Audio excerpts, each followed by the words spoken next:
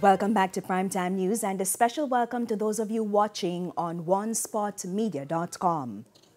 Former government minister and attorney-at-law Hugh Small is questioning the candidature of Jamaica's Foreign Affairs Minister Kamina Johnson-Smith to be the next Secretary General of the Commonwealth. Mr. Small argues Jamaica may further isolate itself from CARICOM.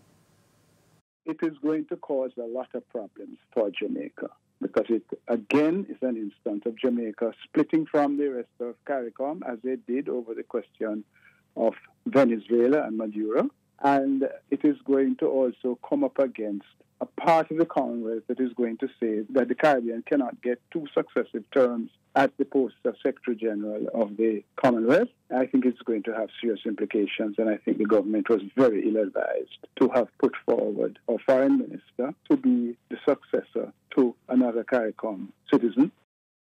In the meantime, development economist Dr. Nelson Stokes says the timing raises concern.